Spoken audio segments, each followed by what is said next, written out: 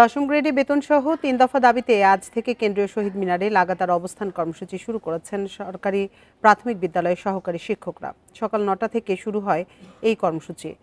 অংশগ্রহণকারী শিক্ষকরা জানিয়েছেন, দাবিগুলো পূরণ না হওয়া পর্যন্ত তারা আন্দোলন চালিয়ে যাবেন।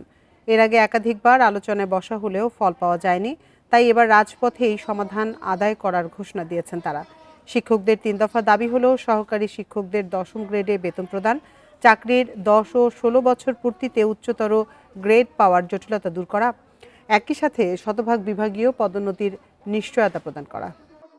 এইসব বৈষম্য নিরসনের জন্যই আমরা আজ অবস্থান কর্মসূচি পালন করছি। ৩টি দাবি: ১ নম্বরে দশম গ্রেড, ২ নম্বরে ১০ বছর এবং ১৬ বছর উচ্চতর গ্রেড এবং শতভাগ পদোন্নতি। আরো কম যোগ্যতা সম্পন্ন লোকেরা দশম গ্রেড অলরেডি পেয়ে গেছে, কিন্তু আমাদেরকে দীর্ঘদিন থেকে দশম গ্রেড থেকে বঞ্চিত রাখা হয়েছে।